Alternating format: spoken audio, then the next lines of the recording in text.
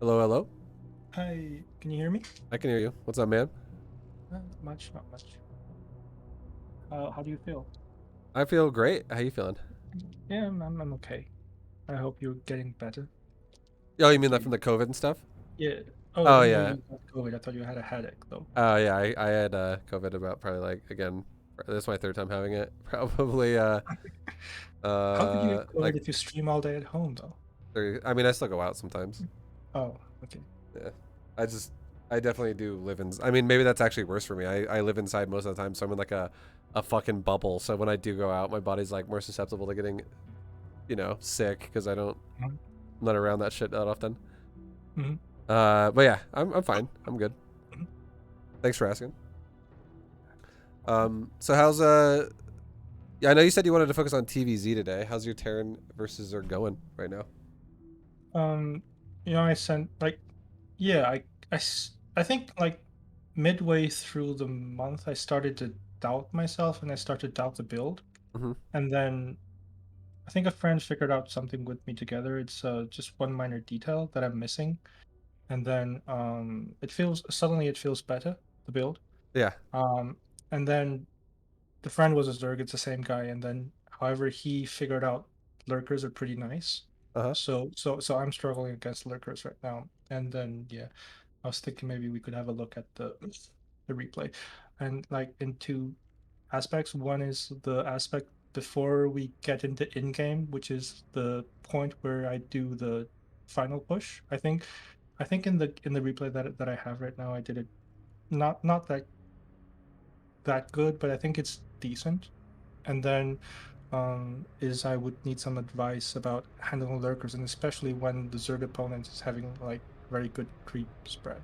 I Yeah. basically don't know what to do. Sure. Yeah, I mean, we can instead of me asking you a bunch of questions is like what you are doing, we can go in the replay and see what you are doing as well there. Uh Mhm. but I mean a lot of times I feel like the easiest answer to deal with lurker is going to just honestly be something out of your starport or something out of your factory that you already have access to, like libs or tanks. Uh, So I don't need to make you ghosts. don't need to Yeah. make ghosts. I'm gonna tell you right now, ghosts are a trap. Ghosts are something that you should be comfortable with to a degree right now. Like EMP probably is your best bet right now. But Hmm. if you start trying to really access ghosts right now and getting really confident and comfortable with ghosts right now, when you're not yet confident with previous units that you should also be confident with, like tanks and libs and just bio spreads, you will struggle really, really badly, in my opinion. Because I will say, like, ghosts are definitely one of your best choices you can have once you can actually very quickly handle everything all at once constantly, and once it's comfortable. But if you aren't comfortable with everything doing it all at once, and if you actually feel like you have to use ghosts as a crutch because you have no answer at all to like lurker, it means that you're not using your other units well enough anyways because you really don't need ghost even though they're very good. It, and ghosts are going to be a unit that's actually going to hurt you more than it's going to help you until your micro is like up to par. It's going to be worse than if you just didn't make them. Okay. So I would say what I would recommend you to do for like a path of like getting better would be don't worry about ghost that much right now unless it's for EMP purposes. So if you go for go ghost for like EMP, we're talking you make like maybe 3 or something and then you stop. Just if you want to EMP like infestors or vipers, or if you're against Protoss and you want to EMP off shields and like high Templars, whatever really. Or you can just not even make them, and it's totally fine. But definitely don't make them for the purpose of massing them and making snipe with them. Like that requires way more high level stuff going on from the Terran, and if you're not able to execute it that well, you're just gonna get run over. Okay. So did you try going ghost in the replay? Yeah. Yeah. Okay. That that's what happened. So I mean, we could talk about it. We could go into it and kind of see how you were using them, but basically, this is the concept you should understand with Ghost. Okay, if you Hmm. are gonna make Ghost, you don't want to go into Ghost until. There, let me pause this really fast. I'm gonna also share my screen for you, really quickly. You can see it. Okay, so you should see my StarCraft screen now. But Yep. there's a couple rules to Ghost. Okay, one of the first rules about going Ghost is you don't want to do it too early. So if you go ghost too early, what happens is you don't really have a solid proper transition. And if you get attacked when you're trying to transition because you're making them too early, you could get run over and just die. So how to go ghost properly would be you'd want to have control of the game in some way, like maxed out supply, and like you have like a foothold in an area where you're like kind of stalemating the Zerg out, or you're maybe dropping the Zerg with some medevacs and keeping the Zerg busy. You want the Zerg defensive or stalemated essentially. You don't want the Zerg aggressive when you transition to ghost. So you want to have control of the map, so that means that once you're like maxed, then you start transitioning into ghost. It's really hard to just go ghost from the start, or to go ghost too early, because like I said, the Zerg could just potentially run you over and kill your expansions and maybe just kill you entirely. So you got to understand when to go ghost in the first place. You can't do it too early. Mm-hmm. And the second thing about ghost that you really want to understand, that you really need to understand is ghosts are support. They're fucking terrible primary units. They're shitty as hell standalone by themselves units. They're 100% support. So the only time you should ever be moving your ghost around is if you know where the Zerg is, and you also have things like planetary fortress, sensor tower, missile turret, siege tank. All this shit is like covering you wherever they go. You don't just walk out in the open with ghost, because if you ever do that, you're gonna die.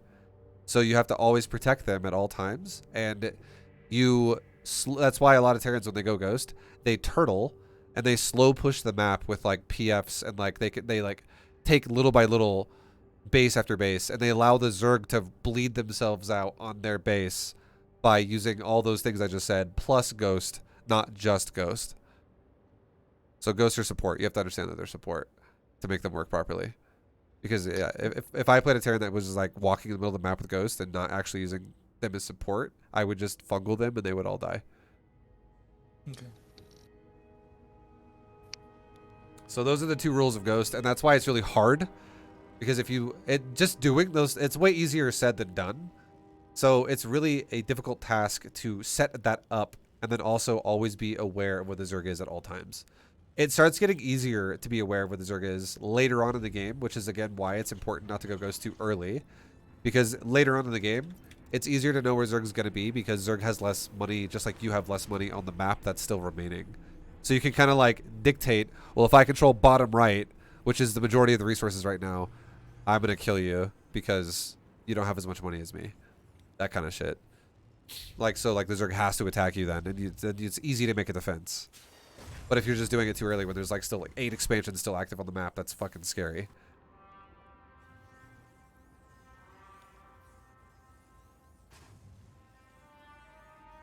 Alright, let's see what's going on here for you. It's the same build we've been going over last time. Yeah.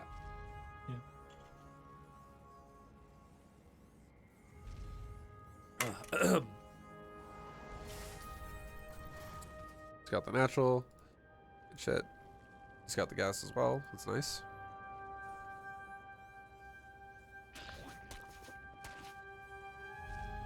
So the only thing you could be doing differently than what you're already doing is this Reaper should have already started going across the map, and you should already be punishing, like your Reaper could be here right now, and you could be stopping this from happening, and you could be killing these lings as well. He went pull first, right? I thought if he goes pull first, I should stay at home. That's my understanding. Is it wrong?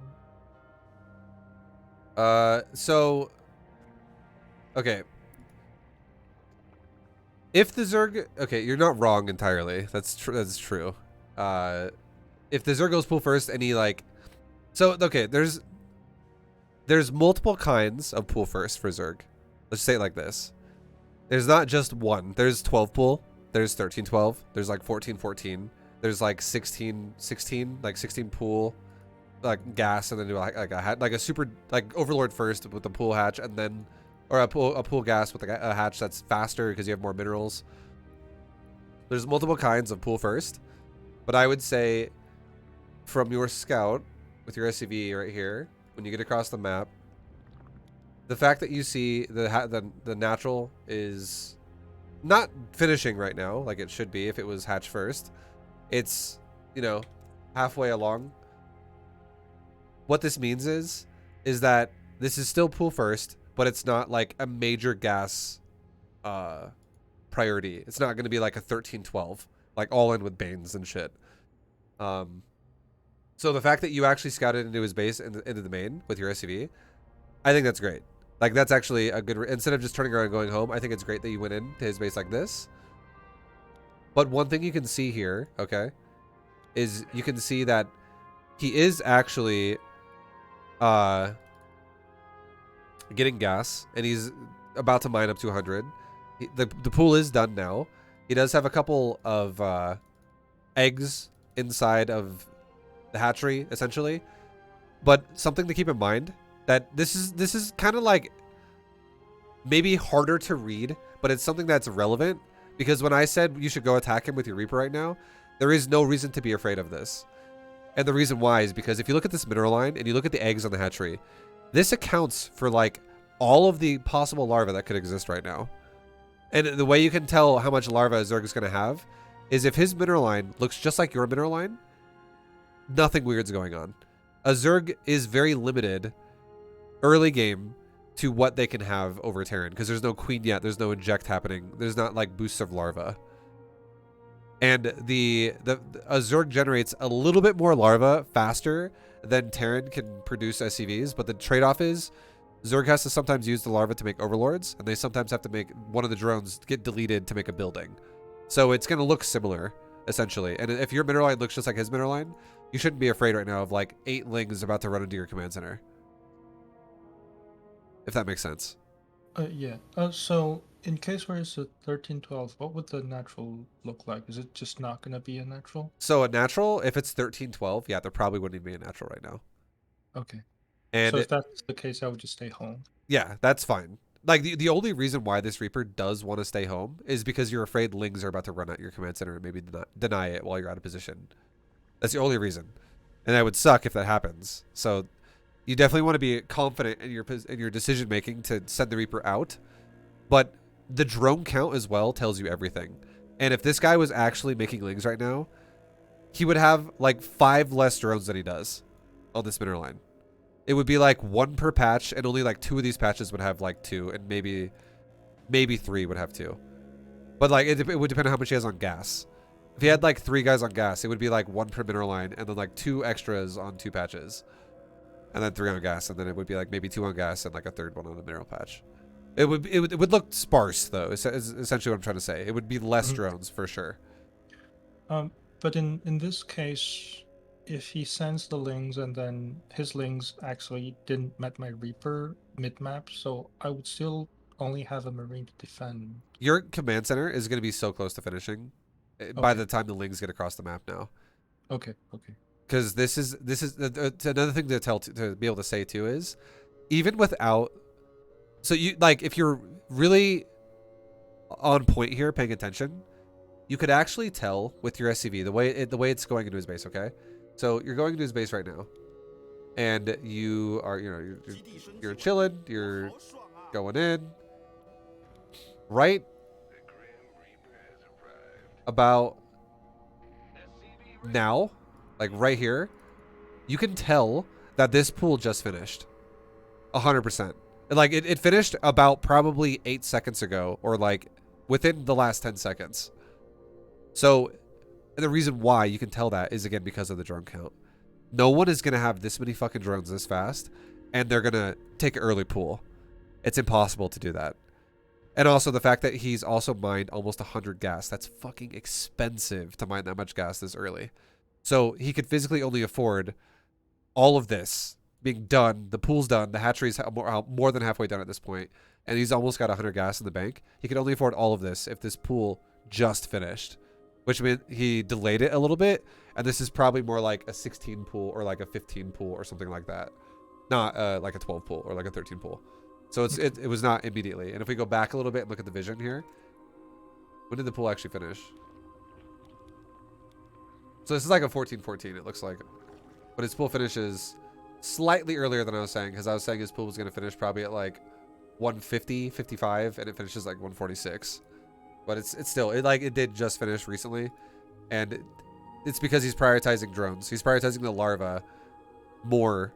He's not doing like an all-in. This is essentially, let me say it like this. This will probably make it a little bit less confusing for anybody listening. This is a safe pool first. There's two kinds of pool first. There's aggressive pool first, and there's safe pool first. The difference is, with safe pool first, you don't fuck up your larva. You spend your larva, and you still get a pool first.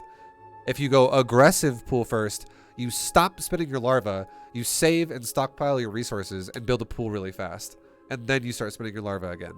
That's the difference. And this is definitely not aggressive pool first. This is defensive pool first. And again, you can tell by drone count. Okay. You can't actually tell by hatchery, so I'm really glad that if this in the future, if this ever happens, in the future, always scout into the main like you did with your SCV. If you see the natural is like this, where it's like, huh, why is it? It exists, so that's nice. But why is it halfway done? Okay, obviously, this is some pool first shit. I'm going to go figure out what kind of pool first it is.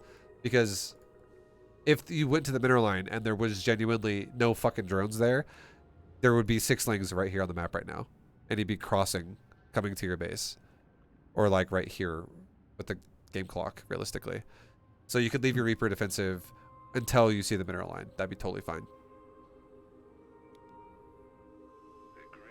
But yeah, seeing that, definitely not aggressive. Definitely a reactive, or definitely a defensive pull first, for sure. So like the bunker here, you don't need a bunker, honestly. I would not recommend building a bunker right now. Simply because by the time this attacks you, by the time that whatever the Zerg is going to do would show up at your base and attack you, you should have a Reaper going across the map right now that'll spot whatever tech it is. Like this Reaper should immediately go figure that out. You should find out, is he still mining gas? And is he making a roach warren? Is he making a bane nest? Is he still mining gas? Is he stopping gas and then going pure drone production now? Odds are higher that it's going to be drones because he's taking a third from what you just saw. But you haven't even seen the third yet, so he might have just meted you with a drone. He might turn it back around and be like, now I'm going to choose you. Like, it could happen. So the Reaper's job right now should absolutely be finding out what he's doing with his gas. And then you should make a bunker right now, because even if he was going to all-in you and attack you, it's not going to show up until you have your units popping out of your factory anyways. So, like, if you confirmed, okay, yeah, it's a roach all-in, you could have a tank out or a cyclone out. And if you confirmed that it's a Zergling Baneling all-in, you could have a reactor on the barracks already started, and you could just swap over to the Hellion reactor. And then make the barracks start making a tech lab behind it, or make Marines or something. And either way, you'd be fine. And then you could make a bunker later. Like, we're talking at, like, maybe beyond 3 minutes. Like, 3:10, 3:05. If your Reaper dies, and you're like, shit, I feel like I'm scared now. He might all-in me. But if your Reaper doesn't die, and you see that he's making drones, and he's making, like, less gas than what an all-in would be, this bunker is just going to slow you down. Mm-hmm. So I'm glad that you made the reactor still, because being able to swap in different Hellions is potentially going to be nice. If it was Roach based, you would definitely not want to go Hellions right now. So the Reaper should absolutely go up here right now. Check the third, and also go for the gas. Like, see what his gas looks like. So you see the third, that's wonderful, but definitely don't want to sit here attacking the third. You want to get in there. And also, when you attack the third like that, you're alerting the Zerg that you're just here the whole time, so he can just, like, go on the cliff and prevent you from going up. So this is scary for you, because now you've spent like 40 seconds since we last said you want to use this Reaper when it was here, and go check right now, and you still haven't checked the gas, and this is a lot of time that needs to be checked. So you see how, like, link speed's still not done yet? That's why the bunker early was, like, not necessary. Okay, so we see he's got a decent amount of gas mined, but he's going a bit lighter on the gas now. He's mining with 1 drone. So it doesn't look as threatening. I would say this build, from the way it looks at first glance, this build looks like a Overlord speed build, which is a scout build for Zerg. And your Reaper should absolutely right now go down. Definitely not go to the Queen. Go down, because you want to see, is there tech right here that I'm somehow not catching? So you go to the queen and die, and if you would confirm there's no tech there, then that would have been great. But the one reason why that's kind of scary if you don't go down is because if the Zerg player actually did make like a Roach Warren, and then he took 2 drones off gas as soon as your Reaper jumped into his base, and then he puts 2 drones back on gas now, and he's just going to start fucking stockpiling units and attacking you with it, that could be a thing. That could happen. But that's like something that you should always think about when you scout someone with wanting to know what the opponent is doing with their gas. But I will say, simply put, this gas only having less than 200 gas being mined by 330 right now, this guy has definitely not been mining with 3 the entire time, because it would definitely have more out of it by now. Like, this gas would probably be at like 1950 if he was mining with 3 until your Reaper jumped into the base. So, and the reason why you would know that, the way you would know that is being comfortable with timers and just throwing it out there, okay? I'm gonna throw this out there. This is a decent checkpoint for Zerg for you to think about, okay? This is for all Terrans. If you scout a Zerg's base by about 3:30, okay? 3 minutes and 30 seconds. A Zerg player is very capable of having about 300 gas mined at that point. And a gas starts at 2250, okay? So a Zerg is very capable of having 300 gas mined by 3:30. And 3:30 is a very important number in the game against Zerg for early game development. And the reason why it's important is because 3:30 is when you need to make your choice as to what the fuck you're going to do with your units out of your first add-ons. Right about now is when you're going to start production of whatever you're going to do. And that's when Zerg is going to activate Zergling speed. And if they're all in, absolutely they will have mined 300 gas. If they're not all in, it's going to be some sub-fraction of that. And 200 gas is definitely not all in. 200 gas is very, very heavily leaning towards Overlord speed. It's not enough to really justify, like, maybe a Baneling nest, but like if you really think about it, if he mines 200 gas and he has to get Zergling speed and a Bane nest and Banelings, that guy can only make 2 Banelings because you got 100 for Zergling speed, you got 50 for the Bane nest, and it's 25 per Baneling, and he's only got 200 to work with. And if he was going to make roaches, same fucking thing. He can only make 4 roaches because he still needs Zergling speed, and now it's just 4 roaches. Or 1 roach and turning that 1 roach into 1 Ravager, because 1 Ravager is literally 100 gas, but if you include the roach cost. So like, there's not a lot of units he could do here, essentially, mixed in with Zergling speed. But 330 is when Zergling speed generally is going to be ready to activate for most Zergs. So you got to really be careful then. That's like the moment where it's like, if he is going to all in you, shortly after 330 is when it's going to fucking hit you. So if you can get a scout with your Reaper before 330 or right around 330, and you go, cool, we're not looking at 300 plus gas right now being mined out of this gas geyser. You're not getting all in. So making Reapers, making Hellions is totally fine. If you were making Hellions though, and he had like 330 gas mined out of this, and there was a Roach Horn right there you never scouted, you would die right now. So that's something to keep in mind. That's a huge thing against Zerg you should always think about in the early game.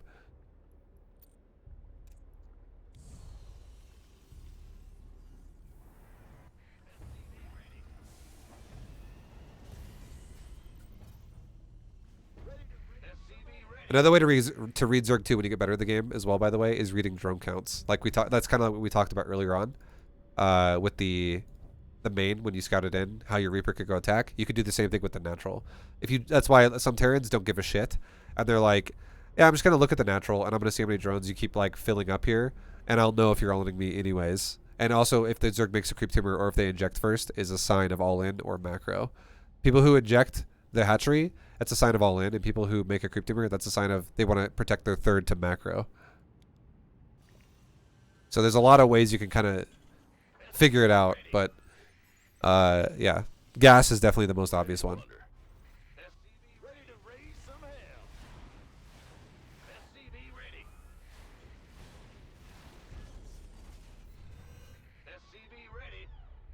So I would say I would prefer your Hellions next time, just only because of the positioning of the map.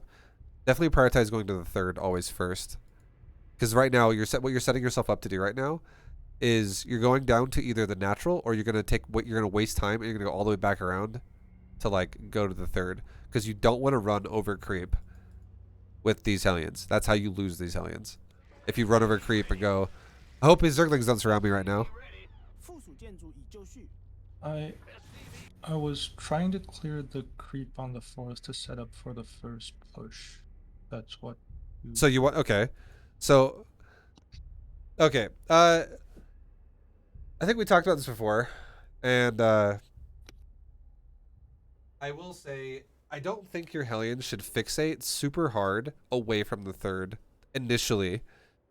I know you're just killing creep, which is fine, but like there's so much more potential if you go to the third first and then you wrap around to the fourth after. Because if the Zerg, there's no guarantee the Zerg is going to actually be greedy or not. And if the Zerg is greedy and he doesn't have shit to defend his drones and he's way over droning, you're not punishing him by doing this. And it's going to only make your attack that much harder. Like, let's look at unit stab really fast. He's got 10 Zerglings. He's got 41 drones. He's got 14 larvae.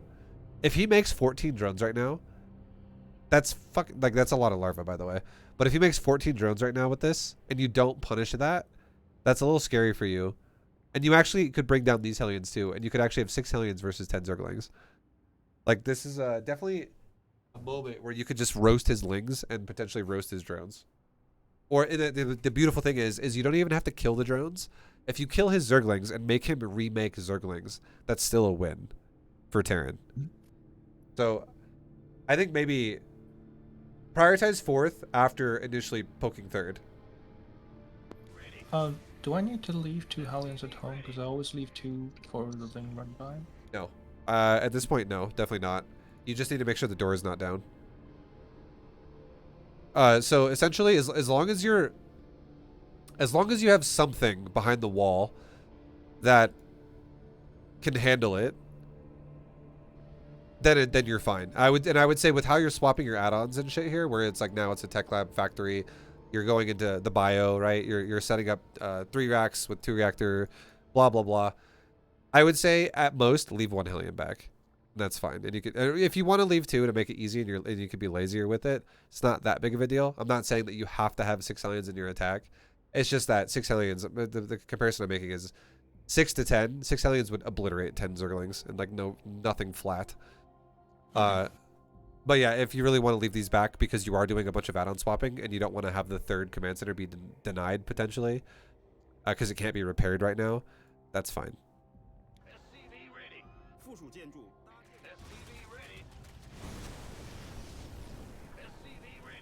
See, like, look at the drone count now. It's 58 drones versus 43 SCVs. Like, he's definitely not being throttled right now. He's being so greedy. I think you're focusing a little too hard on creep and a little not hard enough on unit. Killing creep is great. It's important. It's something you should do. But letting a Zerg just have fucking tons of drones is... By not killing units and making him remake units, or just never killing anything, really, it's definitely scary for you. And I think that sucks. Is, like, you don't have the means right now to stop Zerg from replanting like he just did. So, Zerg can just push you out with queens and just keep replanting all day. So the scan, although it was nice that you killed some creep, it doesn't really buy you that much time because the Zerg just replants. And it'll just replant again right now. When you leave again. At least you should be.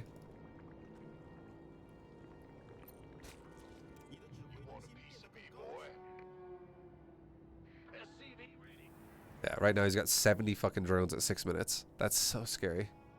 That's a lot.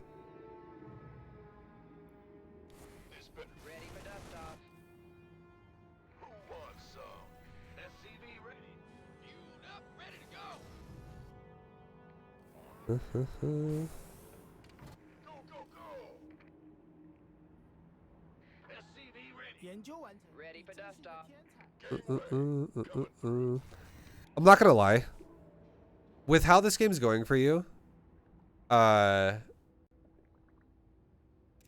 would almost say it would be in your best interest to do something like When you poke this guy's base, like you should definitely poke his base, right? Like when with this unit army, you're gonna probably siege your tank behind the rock or something and move forward, and you have a second tank. But when you poke his base, I would highly recommend trying to harass more based on what you see, okay? Because here's the thing. We're gonna talk about it as this fight happens. If you get to a Zerg's base, and it looks like this, and nothing is greeting you, this is one of two things is possibility here, okay? Straight up. You're going into the mineral line and he's not defending yet. One of two things is happening. Number one, he just isn't paying attention. Or number two, he's been really fucking greedy and he doesn't really have a lot of units right now.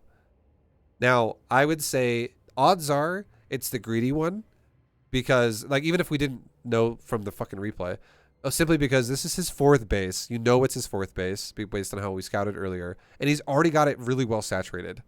He's got nothing defending a really well saturated fourth base. This is ridiculously greedy. So this needs to be punished for you to have a chance going forward in this game.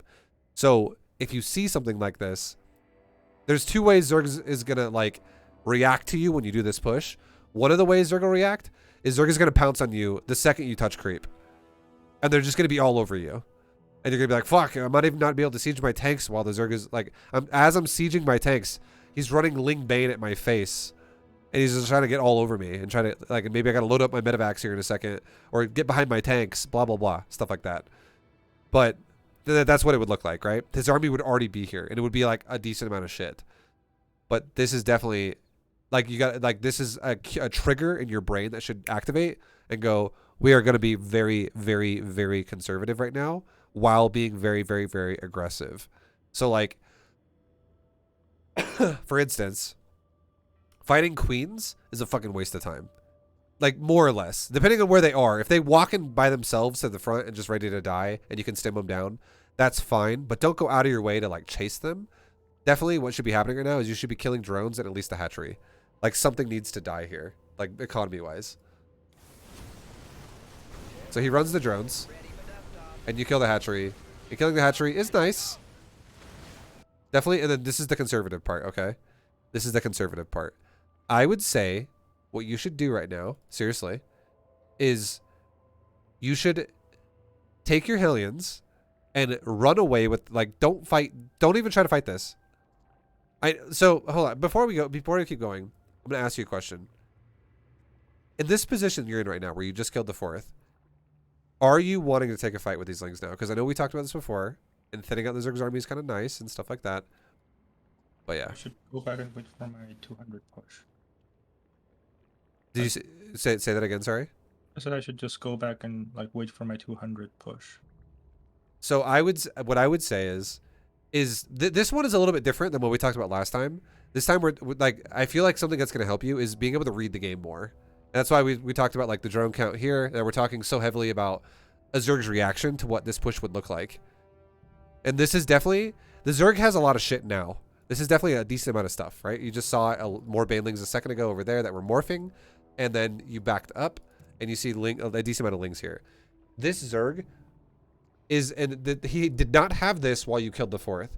So what this means is this Zerg has a lot of drones, and you didn't really kill a lot of them because they transferred away. So he still has a lot of drones. You just killed the fourth base, but this is an army that he made as you showed up to his base. So if that's what he did, what you should do now, what I would say you should do is find a way to kill more drones. And I think a perfect way to do that would literally be, do not fucking unsiege these tanks. Do not unsiege these tanks. Just like, you can still take the fight the way we talked about before, where you thin out his units and you like use the Marines to like stim pack and kite backwards behind your tank and like shoot the shit off of your tanks. And that would be great. And like if this tank's about to break, run behind this tank, like so you can stand like right there and shoot lings off of this tank. And then as soon as this tank dies, you could run here and shoot lings off of this tank. And when this tank dies, load up into medevacs and go home. Or load into medevacs and go somewhere else in his base. And what should be happening at the same time is like these Hellions, It'd be like, basically, you could like double click them or like select them specifically and be like Alt 3 or some shit. Like take them out of group 1 and go, Hellions, go like this.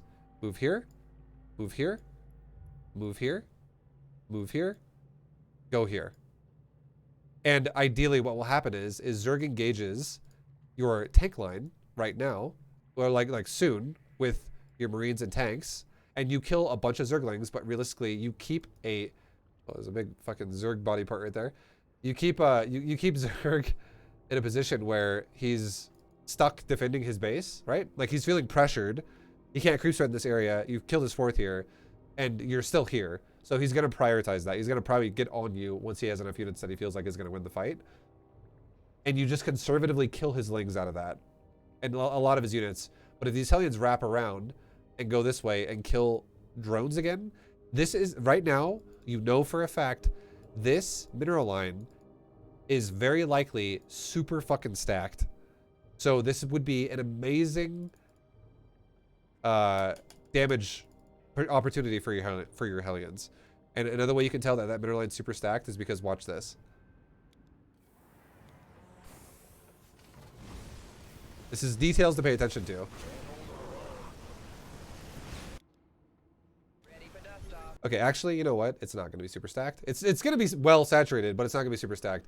For some reason, I remember these drones going this way, not going this way. Since they're hugging the wall, they're going to the natural, which is whatever. So his natural is super stacked, which is fine. But if we look at the 3rd eventually, in a second here, like when we go back to this again, the 3rd is going to have a lot of drones because this guy has been playing greedy. And you know he's going to be greedy because there was no reaction with army when you got here. So immediately, your brain should go, kill drones. How do we make that happen? That should be your reaction right now. That would be a better reaction than just going home. And it would be a better reaction than only fighting his units, his military units. Because if you only fight his military units and he gets good bailing hits and you don't have like the best micro there, he washes you out. And then he's got a good economy. He still has more economy than you. And then he still progresses forward in the game in a good position. But if you kill a bunch of drones right now and you actually take SCV lead over worker lead, and then also you thin out some of his army and you save the majority of your Marines and medevacs here, and you just lose a couple tanks and all your Hellions, but now you have a worker lead, your follow-up 200 push then would be so fucking strong. So if we play it right now, we'll see what you do.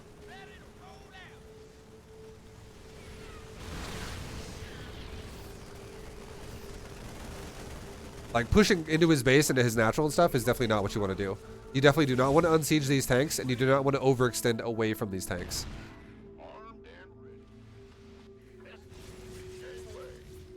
And these Marines should be definitely, I was going to say, these Marines are in a horrible position. They should be literally here already. They should be waiting. Okay, so you go home.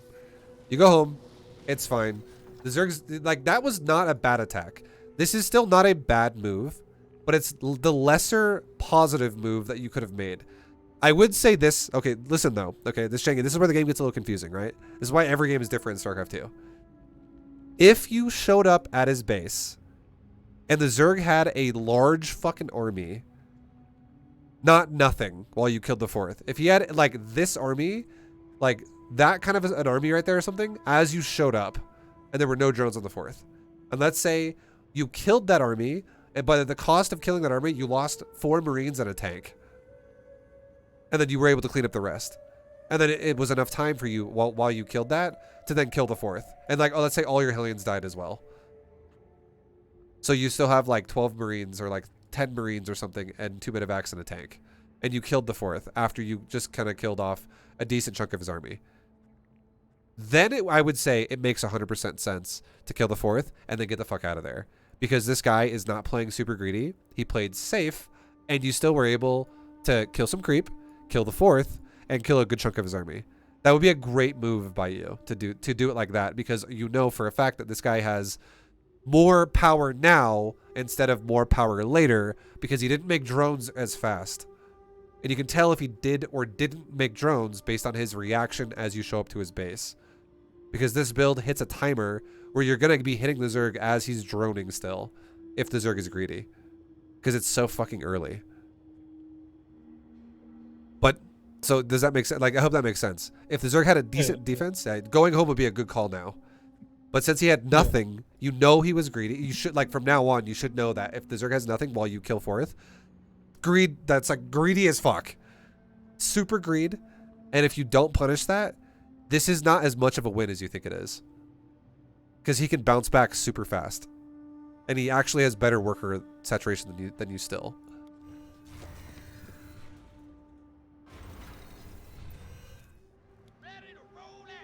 Still not bad, but yeah, I'm just trying to make you understand that.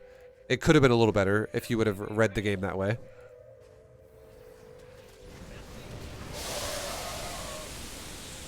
Yeah, that was a little crazy right there, a little sloppy, but I mean, it shit happens, right? Ideally, obviously there, you would just want to stim your Marines and maybe kite once or twice, and then lower the depots, make the SCVs just go this way so they don't just die. I mean, that was just kind of fucked timing for you. That wasn't ideal. It was decently handled. You actually saved a decent amount of SCVs. You lost like a third of them. But you lost like all your Marines.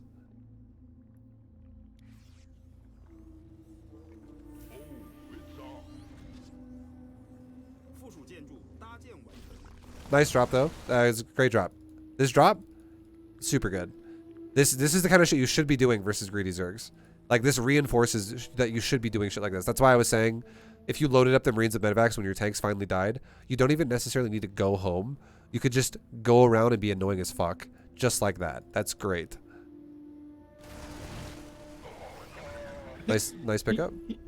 I played him like a lot, so I kind of know he puts a lot of spores in his bases. So, you know, so I kind of, to be honest, I don't know what to do.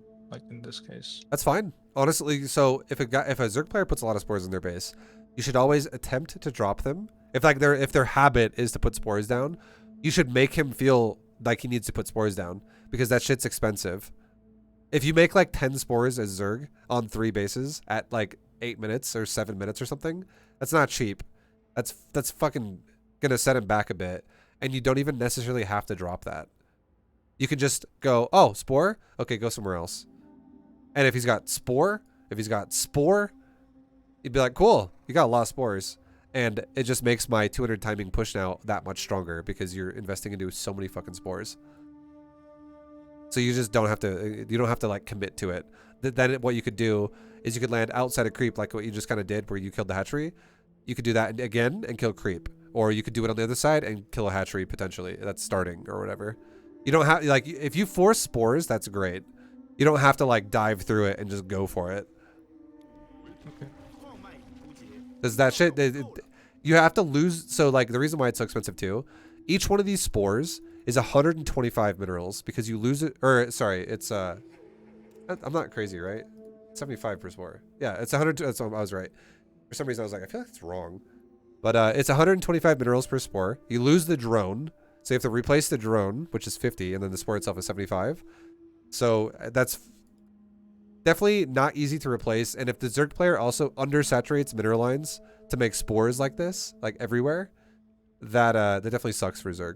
It doesn't feel good at all.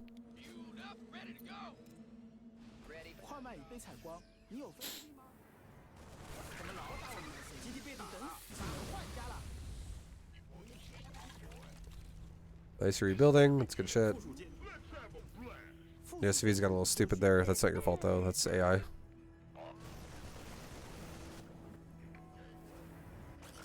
You're not building SCVs though. This is, so I love your attacks. Okay, this little drop here, I love this drop. But I can tell while you're doing this drop, you are not macroing right now.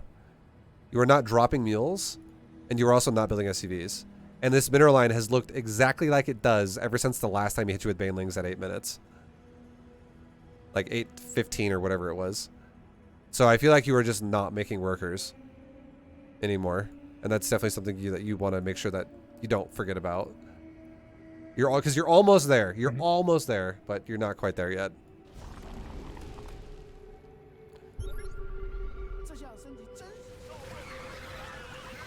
Nice little cleanup there. Yeah, it's still no workers. This is fucking you really bad. This is so much time. This has been like another minute since we just last said that.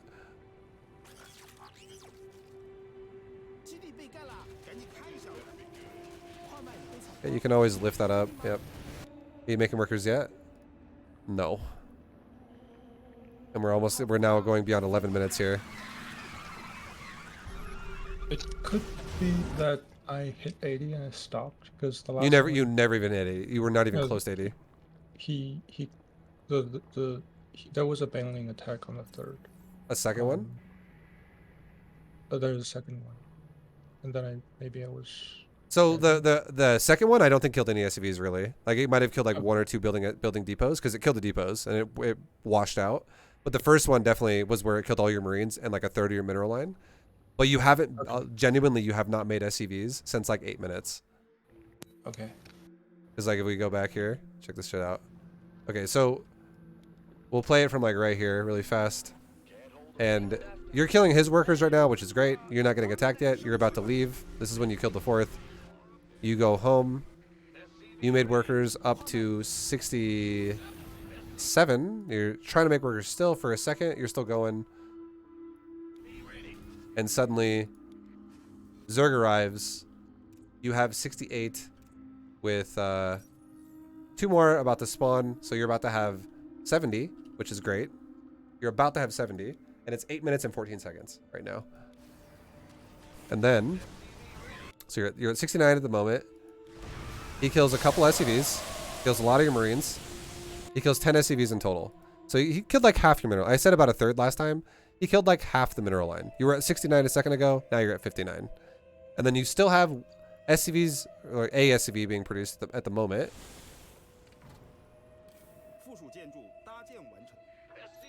So you lost 10. And then you just stop making workers. And this was like, you know, 8 minutes, 20 seconds, some shit, 8:25. Still no workers. Still no workers. And we're gonna put on ×8 now. There's two. You just made 1 round of SCVs right there, and you went back up from 59 to 62, and now it's gonna be 63 because of you have 1 more in production. And then a second baneling hit comes over, and your previous losses were 10, and you lost 1 on the depots. So you have 11 losses. And then you just don't make workers. For the rest of the next like 3 minutes, you don't make workers. So you were barely making workers after the first baneling hit, and then now you just don't make them. And I honestly think the reason why is because you're putting so much emphasis on the medevac drops, which is great. I think it's great that you're doing damage. But this damage is all nullified and not worth it if you don't fix this shit. Like, this is still a priority. It's always the priority. Okay. Because you'll never have a good, like, your timing attack. It is literally almost like he had another baneling hitting the mineral line and wiping out another wave of SCVs with how your economy looks right now. But he never does. And then he does hit your fourth up there, and he kills a couple more SCVs. He killed 8 SCVs there. That was an unprotected fourth while it was turning to planetary, which kind of sucks for you. You ended up killing his army, but I mean that's still damage you absorbed and you took. But being at 54 SCVs right now, while losing only 19, definitely, like, if you lose SCVs at the fourth, and it's like, oh shit, I lost 8 SCVs at the fourth. It happens, but it shouldn't be like, well, now I'm at 54. It should be like, oh, I lost 8, now I'm back down to like 73 or something, okay. Or like 75.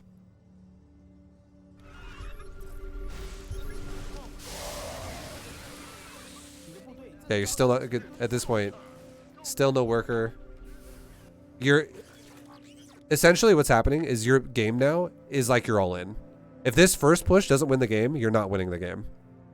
It's really what it's like, because you're gonna have no fucking bank now. You'll never have bank to fall back on.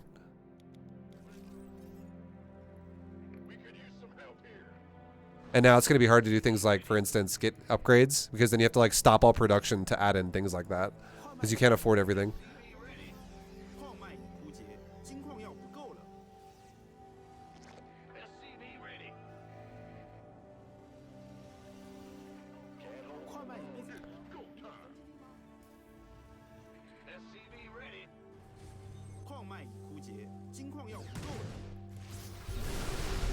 Okay, so you should be maxed right now, And you should have more workers, and you should have more bank, and you should have more remax potential. And the fact that you don't is, again, like I said before, it only puts more pressure on this army to like need to get the damage done now instead of needing to trade armies. Because if you trade armies, if you don't do a lot of serious damage right now, and instead if you get, let's say you don't kill the 4th again, and the Zerg runs into you, and you guys wash each other's armies out, and it's like a reset for both of you, more or less. Zerg has an advantage there because Zerg's bank account is way better than yours. He just has more.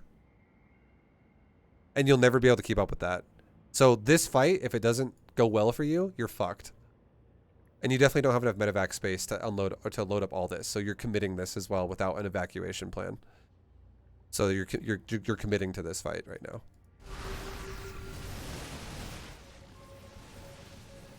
If the Zerg chooses to take it.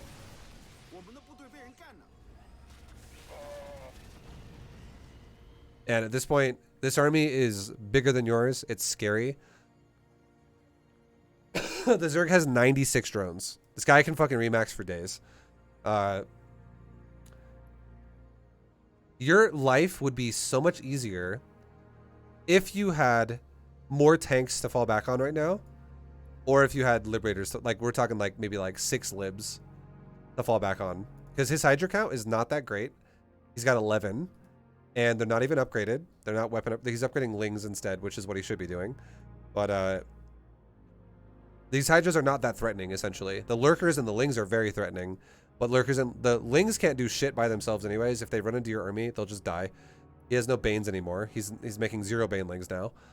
And if he burrows the Lurkers, all you gotta do is just stand your ground, like, away from the Lurker, so he can't just, like, walk into you. Like, make him burrow and then back up a tad. Sorry. Back up a little bit once you make him burrow.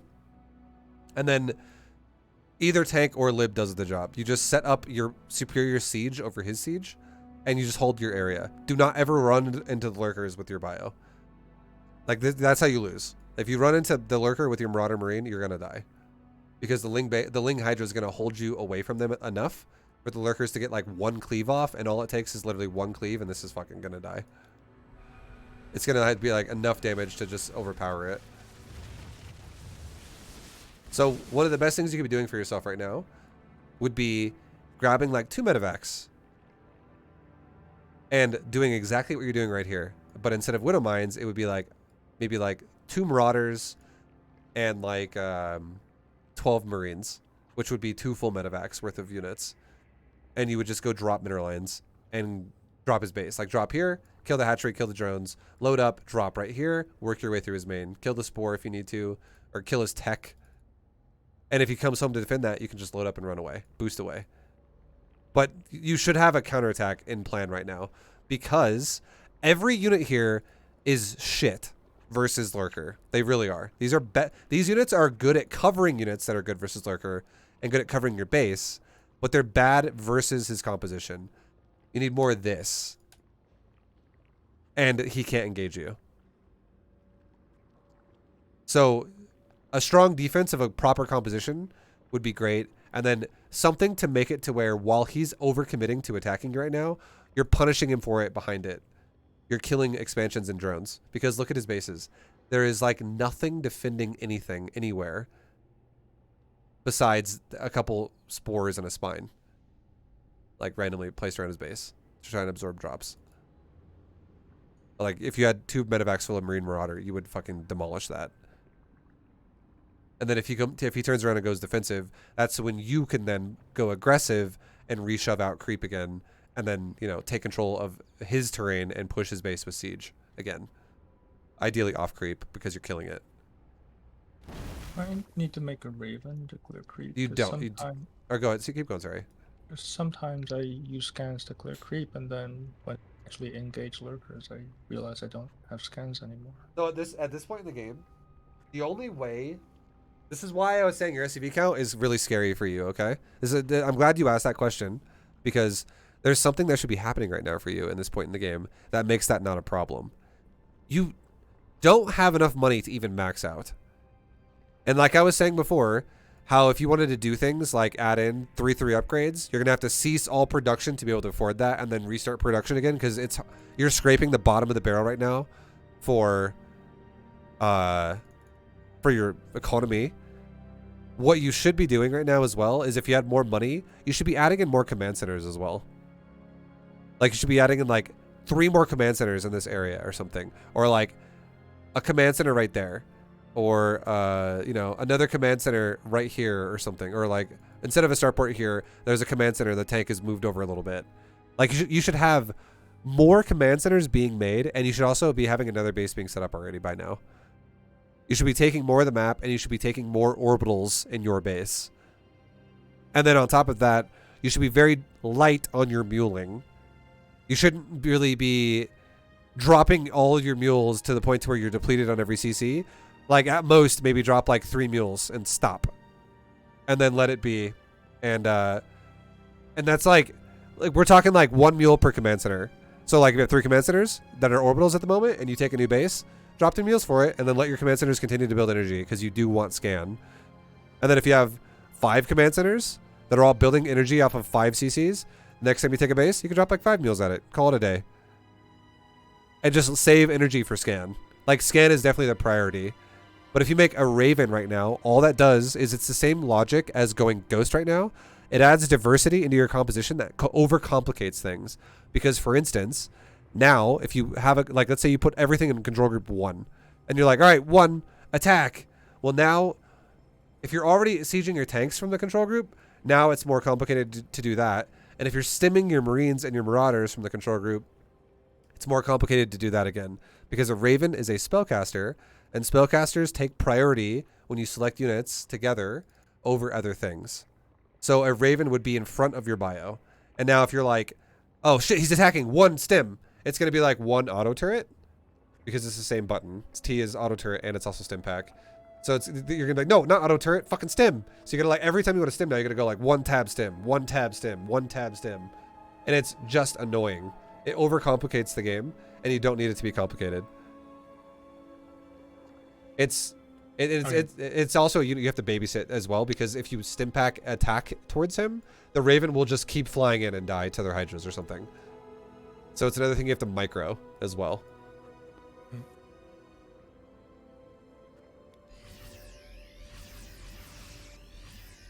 Yeah, one of your biggest problems, we've talked about this before though, and it's still, this is something you definitely need to fix. This is your biggest problem, is you don't set up economy properly for late game. You do a great job until you start attacking, but once you start attacking, your economy suffers dramatically. And it's like almost there. It's 80% of the way there. It's like almost to that fucking point where it's great, and then it just stops. And then it just, at that point, it starts really like falling back heavily, because Terran economy should exponentially grow, because like I said before, something that's really important to understand as Terran is it doesn't stop. You don't stop generating economy once you're done making SCVs. Then you start making command centers to generate more economy with. Like just spare orbitals. It's so important to do that. And it will, like I said before, it'll fix your scan problem as well, because you'll just have more available energy. And if you actually get to a point where Zerg's creep is completely controlled, start dropping a lot more mules. Be like, okay, cool, I'm gonna do a 16 mule dump on a new base, because I have plenty of energy and there's no fucking creep on the map, because this guy's like creep is screwed. And that's fine. And if you have like 8 orbitals, you're just generating energy like a madman, so you can scan all day anyways.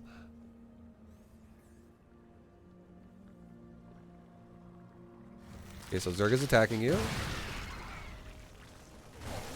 Definitely want to reposition yourself. And now this is a moment where, again, you're going to die, because you stopped making tanks a long time ago. And from now on, against Zergs who go lurk... If a Zerg... Let me say it like this. If a Zerg goes Hydra-based against you, it would not be a bad idea to keep making a little bit of tanks.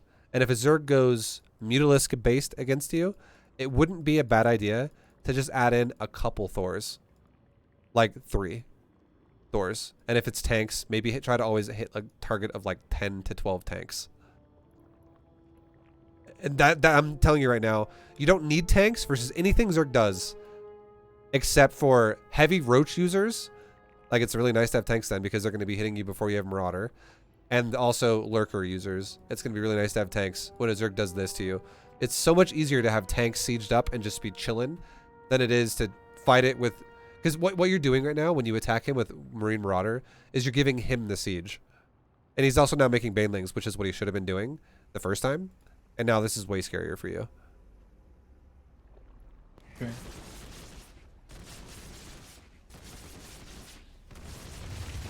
How can you tell if the lurker's range is upgraded by, looking at? So if you click over it, like if you scan it and you just quickly mouse over its attack, Okay. I would just want you to know that if a number is yellow and it's not white, it's been modified. That's how everything is in this game. If you see yellow on anything, it means there's upgrade has existed. So you can see that it's weapon speed, it's targets, ground, it's armored 30, damage 20. That's all white because it's been unmodified. But it's yellow range means it has a range upgrade. So now if we click a Zergling, it's going to have a yellow damage and not a white damage because it's been modified.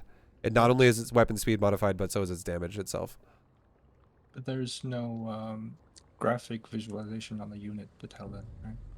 No, it's not like it has like extra spikes because it has more range. Okay. You have to either do one of two things. You have to know the range internally, like know how it feels. Like, oh, that's definitely 10 range. Or you have to just mouse over it and go, oh, yep, that's 10 range. Okay.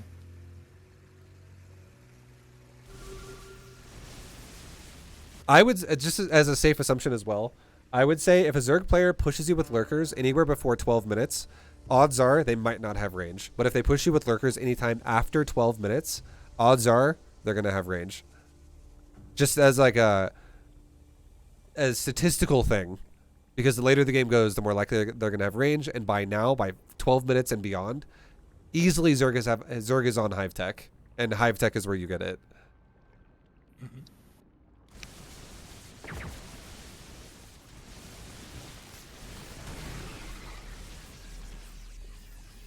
So you can see how useful Ghost felt there, right? Like you went in and you sniped and you didn't even kill the lurker. And then you ran away because the ghosts were about to die. So ghosts are definitely... And also, that's the thing that's confusing for people, which is... If this was like... Let's just hypothetically say Maru was playing this game, okay? Or like some insane Terran was playing this game. He would not be engaging these with ghosts. He would actually be stalemating these units with tanks. And he would only use the ghost when the lurkers up burrow and either run away or run in. That is when he would use the ghost. He would never use the ghost as an initiator, which is what you just tried to do. That's why I said ghosts are support, they're not primary. Because if you use them as primary, they suck. That's why they're fucking really complicated units. They're way harder than they seem to use. So you mentioned that I should make more tanks. Yeah. Other than tanks, what other units? Liberator. No, I mean the bio units. Should it Oh. be more? Yeah, you can still do what you're doing right now. You can still go Marine Marauder. That's fine. Okay, so Marine Marauder, medevacs and tanks, and then mix in some of the liberators. I'm going to tell you right now, you don't actually need to make both Liberator and tank. You can literally, Okay. I would say for now, just make tanks. Because again, the exact same thing that I'm telling you not to do with Ravens and Ghost is the exact same thing I'm telling you not to do if you're going to make both both Liberators and tanks. Because it's going to once again overcomplicate it. Just pick one. Right? Just pick one. And if the Zerg player is very lurker heavy, and let's say he's like super heavy on like lurkers, and he's using like a fuckload of Zerglings, okay? Like let's just say 0 Hydras, no Hydras at all, pure Zergling. Like all this supply in Hydra is pure Zergling, and then it's a lot of lurkers as well. Like it's just lurker-ling is his composition. At that point, I would say Liberator is probably better than tank, because the reason why is because the lings will get all over everything, and then the tanks will be doing friendly fire splash damage, and it's not ideally what you want. And your bio could easily kill all the lings, and your Liberators could zone at the lurkers. Like that could totally happen.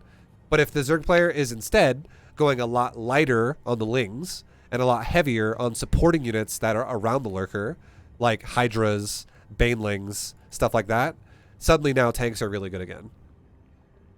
because you're not going to be getting wrapped around. Like this guy, like if you look at how many lings he has, right now he's got 9 Zerglings. That's great for tanks. But if this guy had 140 Zerglings, I'd be like, that's maybe not the best time to go tanks. You see what I mean? Like it would be like a swarm of Zerglings would not be a good time to have tanks. But I won't be able to switch up my comp because Zerg could switch up between the Hydras and... No, for sure. But I want you to know that it doesn't matter that much anyways if you take a good fight and positionally for yourself. So Okay. it's not like you have to do it perfectly where I'm like telling you, okay, every time he has mass slings, you need to be having no tanks. And every time he does have, he doesn't have mass slings, you need to have a lot of tanks. It's really just, you need to understand the weaknesses and the strengths of a player and what they have. So if the Zerg player didn't have a lot of Zerglings, okay? And if he's got like a lot of, like just like this, he's got a lot of supporting units and you have like 10 tanks, I'd be like, okay, well, make sure your tanks fucking drill this army and you're going to wreck it. And if you do just that, you will destroy this army, no problem with tanks. And let's say as you're pushing now, as you're going to push now, and the Zerg player remaxes on mass Zergling, make sure if the Zerg player just goes, let's say the Zerg player remaxed into 200 Zerglings. He literally has 50 larvae, and he just makes 100 supply of Zerglings. Or, sorry, he has 100 larvae and makes 100 supply of Zerglings. Just all at once. And he just makes 200 Zerglings. I would be like, okay, if you identify that all this guy is attacking you with is pure Zergling, and like as the Zerg is about to engage you, let's say you scan into his army, which is what you should be doing a lot of times anyways in late game versus Zerg. You should never just blindly engage people. You should always scan as they engage to see what's coming, so you have an idea what you're about to fucking deal with. If a Zerg player had nothing but Zerglings, and let's say you just sieged your tanks, and you had 10 fucking tanks, and all this bio still, and your tanks were in the process of sieging, I'd be like, you fucking better unsiege those tanks right now. And then just let your bio shred it all. Because if you don't do that, your tanks will actually do more damage to you than than his Zerglings will do to you. Does that make sense? Yeah, but I was thinking you're gonna saying I would be like, do not unsiege your tanks, but it's actually the other way around. Yeah, no, you don't. You, like, what I'm trying to tell you is you got to understand what is good against what, right? And a tank is good against everything but a Zergling. Okay. A tank is awful against a Zergling because it does more friendly fire than it does like actual damage to the only way a tank is good versus Zerglings is if you genuinely are focus firing deep into the Zergling pack and you keep hitting like packs of Zerglings in the back that are not near your bio. Okay. But if you because the thing is if you let your tanks just siege up and stay sieged and the Zerg is surrounding you with Zerglings, tanks will always shoot the closest target to them. That's just how AI works at that unit. It will not prioritize and go, let's not do friendly fire. Let's shoot the back. It'll go, let's shoot that thing's close. Get it. Attack it. And it's like, sir, that Zergling is around 4 Marines. Fuck it. Shoot it. And then 4 Marines die with 1 Zergling. And you're like, oh shit. Well, my bio's thinning out pretty fast. That's why you want to make sure that you want to, yeah, it's super important to know that. So that's why I was saying you don't necessarily have to have the perfect composition if he has like something else. You just want to understand how you'd want to use it. And tanks, again, I think you should just use tanks to keep it simple for now. And it's good versus everything but Zergling. The only time you should not unsiege versus Zergling is if it's not the primary unit he has, and it's gonna not a problem. It's not gonna be a problem anyways. So like if let's just say you scanned ahead, and it's not max only Zerglings. Let's say it's 50% Zergling, 50% Baneling. Leave that shit sieged up. Or if it's 50% Zergling, 50% Hydra, anything like 50% Roach, 50% Zergling Lurker, 50% Zergling whatever, Ultra, leave it sieged. Only when it's pure Zergling do you not want to be sieged. Okay. In a situation where you're like maxed out. The last thing I'll say is to make sure this is not confusing and it's not going to go like it's not going to be misinterpreted. We're talking about maxed out scenarios. We're not talking about like 20 supply versus 20 supply. Because if it was like 40 Zerglings that are about to engage like 2 tanks and a bunch of bio, like how we talked about down here, you definitely want to leave it sieged at that point, because you can actually very realistically kill the Zerglings before they surround you. Because it's not like an extreme number there. But if it's like a blob that is that large of Zerglings where it's like the entire screen, you definitely want to be careful about that, because that will surround you.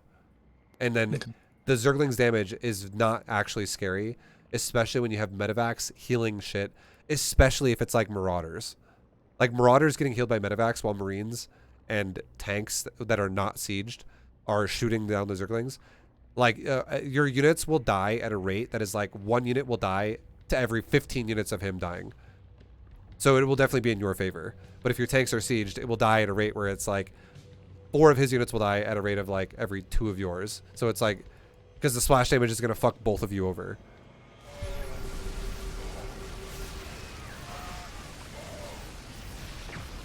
So that was a nice pick right there. That was super good. The way you did that was great. You pre-spread, you engaged, you even used snipe and shit. But the reason why you won that is because you scanned ahead and you realized there is no cover for those lurkers like there is over there.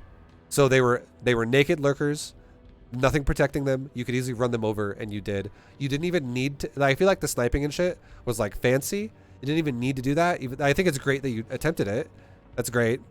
But you would have won the fight just the same even without that, because there was nothing protecting them, and that was an overextension by the Zerg 100%. So the fact that you just attacked it and you pre-spread against it made it super cost efficient, and that's more important than the fact that you sniped it.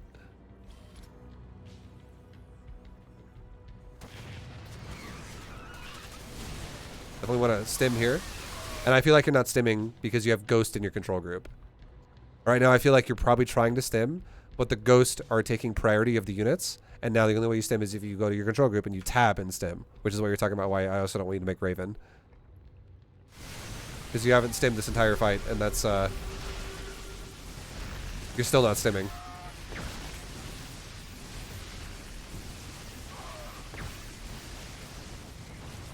Yeah, definitely not great. That time. You definitely wasted all of your bio there, and you didn't really do a whole lot. That was definitely a good trade for Zerg there. And good trades for Zerg are not what you want at all right now, because your bank is not looking the greatest to afford this. So Zerg will remax and you won't. And again, the only way to fix that is to make more command centers and set up more economy. So now when you go, like, for instance here, in the future, this is a huge tip. I'm really glad that this is happening. I'm glad that we see this. Tip for the future.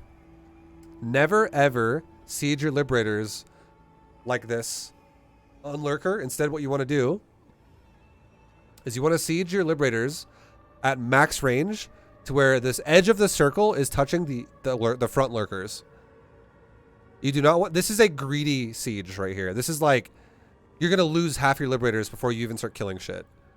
But if you siege your Liberators in a way where just the edge of your Liberation field is on the edge of the Lurker, it does 2 things for you. Number 1, it gives you ground if the Zerg runs away. Or, number 2, which is great, because it gives you breathing room and you can now start pushing forward and you can do it again. Or number 2, if the Zerg decides, you know what, fuck it, let's take that engage. It creates a situation where your bio is at max range of Lurkers to then fight Hydras, which are going to try to fight the Libs. So you're going to take way less fucking damage. Because the only way you protect your Liberators right now is if you dive into all the Lurkers at once. And you're going to be taking so much fucking damage if you do that. Like, there's a good chance your Libs will die and your bio will die before you kill his shit if he had more stuff. This is a very small army, but if it was larger, you would definitely die engaging like this.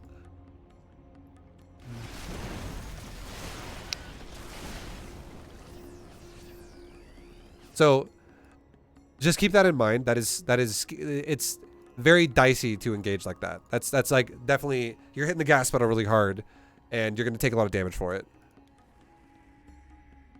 With Libs specifically. Go ahead. If I do it the way you described and then Zerg doesn't engage, I would just, it's basically like leapfrogging tanks. I'm supposed to do Yeah, that. 100%. Yep. Yeah, if you have like 6 libs, do like 3 at a time. And then you could be like, let's say Zerg up burrows. Let's say Zerg's right here, okay, at the green box. And he up burrows, and now he burrows right there. Take 3 libs, and like leave 3 libs that are sieged like this, and take like 3 more that were also sieged here, and have them now siege just like that, where like they're on the edge of the circle again. And if he backs up, go back to your back 3 libs, unsiege them, and have them siege forward again. Like if you guys want to play this like slow back and forth game, it is never in your best interest to initiate the fight. Simply put, whoever has superior siege should be the one who absorbs the opponent. That is how it always works. For you to get cost efficiency. And you definitely have superior siege if you rely on tanks or liberators versus lurkers. The only way Zerg gets superior siege in this situation is if he uses vipers. And if Zerg uses vipers, then you have a different dynamic you got to deal with then, where then you want to try to maybe do something like, for instance, if you wanted to use a ghost in EMP, you could try to do that. Or you'd maybe want to, like, you don't necessarily have to do that. But another way you could do it would be, you could, what's it called? You could, like, be a little bit more aggressive. Because he now has superior siege, now you need to engage him. You could then start being a little bit more aggressive about how you engage.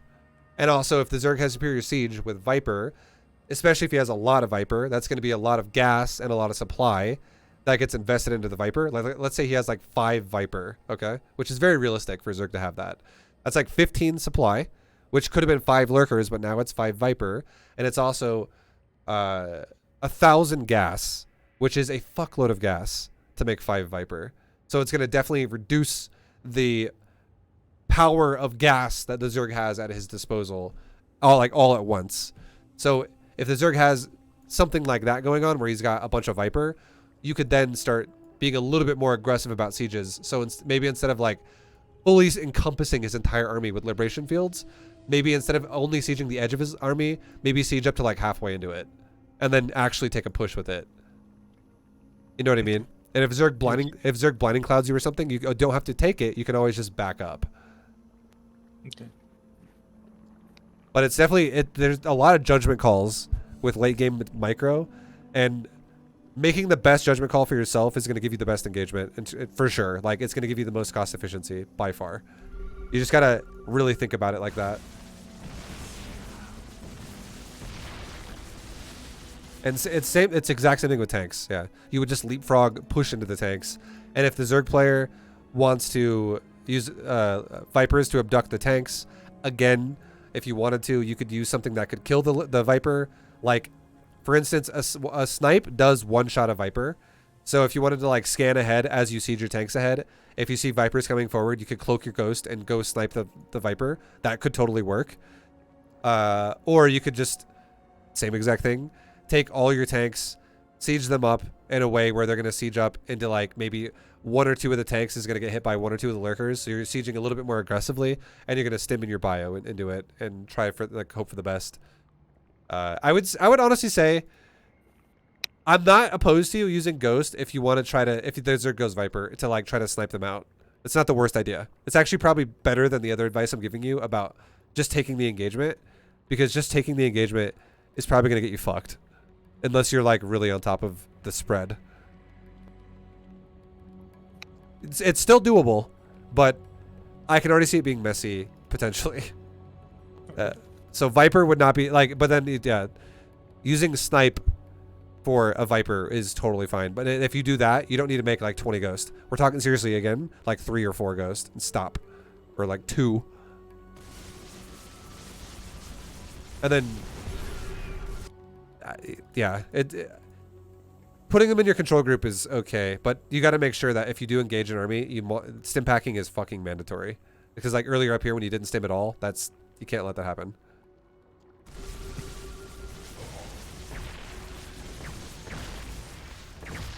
I don't think a lot of Zergs are going to Viper against you though, to be honest. I think a lot of Zergs will probably not go Viper, because just like it's hard for you to go Ghost, it's also hard for Zerg to go Viper. It's not easy to use Vipers either. And if Zerg uses Viper, I feel like a lot of times they're going to fuck it up. At, you know, Diamond.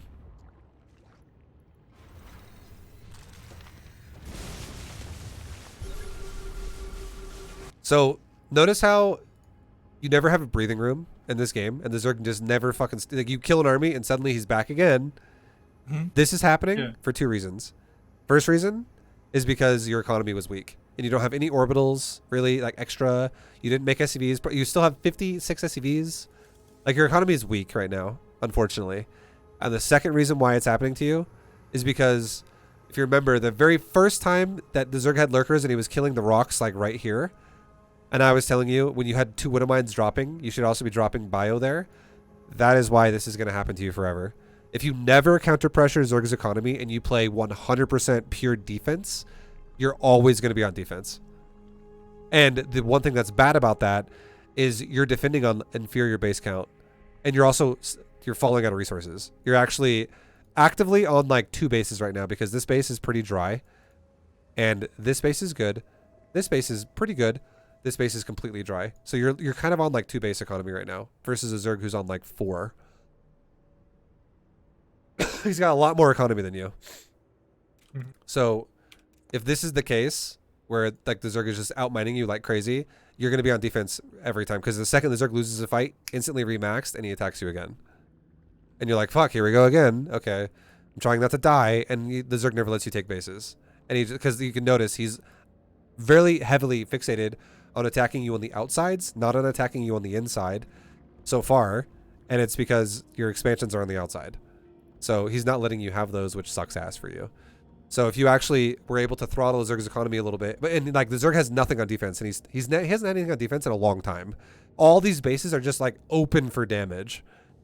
And if you actually throttle the Zerg's economy by killing some bases and killing some drones, suddenly now it puts the Zerg in a situation where this army, if it doesn't get the damage done that it's looking for, he can't remake it. So now it won't be back again the second you kill it. It's like, well, now if this dies, the Zerg's fucked, and you're probably just going to now be able to counter push him, and he'll die. So that's another reason why I'm not a huge advocator of you using super high technical units like Ravens and Ghosts. Instead, you'd be better off just setting up good tank defense with bio against lurker styles and dropping him with 2 medevacs, maybe 3 medevacs of bio, which is still just bio. And you're just fucking owning his economy while he can't push you because you have tanks defending your base. That would definitely give you a way better result.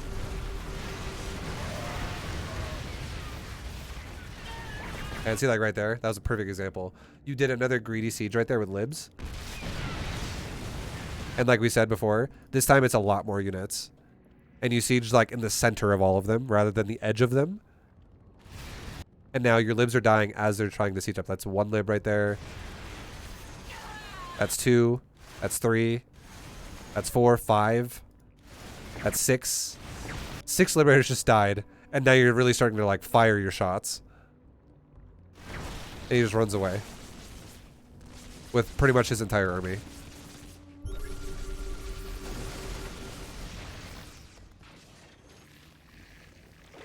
And then he's remaxed again, and now you're down a base. So now you're really on 1 base only, and it's very undersaturated. So you're definitely dead right here. Like this is the kill move, and it's because of all the things we talked about up to this point. Also, like we said before, how bio would be a good way to punish economy. You could also do it with liberators. Just like if you actually had like a liberator sit there, siege the mineral line, like siege like 4 patches. Liberator siege like back here, siege like the bottom of the 4 patches. Liberator over here, siege like the side of the 2 patches. It's not entirely justifiable to always siege the center of the hatchery. You don't always have to do that, because if you siege the side of a mineral line, workers will continuously saturate it every time there's drones missing. They'll be like, oh guys, open patch, it's time to go get it. Dead. Open patch, go get it. Dead. Like they'll keep transferring into death, and it makes the economy for Zerg suck ass either way. But if you obviously siege the center of the hatchery, then you kill all the drones and you're killing larvae too. But it's way easier for Zerg to kill the lib as well then, because it's like there instead of there in the fucking back. So something to think about. So I know I've talked a lot, but up to this point, is anything not making sense, or you have questions? No, I think I think the I think everything makes sense. So the first decision that I made wrong was I just unsiege and go home instead of trying to put more pressure on Correct. the Correct. drones. Y- Um, yes. right. So it's not a game-ending mistake, I think, Nope. as you said, It's but not. it's okay. The main problem is I stopped macroing at 70, I That guess. is definitely the biggest mistake you made this game. And then the other problem is in my mindset, the macro is finished when I hit 80 SCVs, but actually it's not. It's supposed to finish when I have It's it's um it's basically finished when you have like 20 command centers. That's including okay. PFs. Like you should have like 10 orbitals or like 12 orbitals and like 10 or 8 PFs. Because like realistically, a lot of maps have like 8 bases on your side of the map. So like you have a base that's 1, 2, 3, 4, 5. So that'd be like 5 planetaries in front of your base that are not your initial 3 orbitals or whatever. And then you could also have, if you were playing, if the game stalemated out and you're playing a really, like now the Zerg is like not able to, like you guys are just kind of like turtling into each other and he's trying to lurker push as you're doing tank defenses. You could be like, okay, I have 5 PFs at expansions, but now I could be like, how about I make another PF there, which covers my orbital there? And how about I make another PF here, which covers my orbital here and here? And now suddenly you have 7 PFs instead of 5, which are covering key area entrances to your base or something like that. And maybe you make another one like right here or something, which covers like the bypass between this base and this base a bit, where it's like it can help support if Zerg shoves in or shoves up or whatever. Like you could make a few more planetaries if you wanted to really cut the map in half. That's, or like if you start taking his expansions, same shit. You'll have more planetaries because of that, because you're taking control of more of the map, and that's totally fine.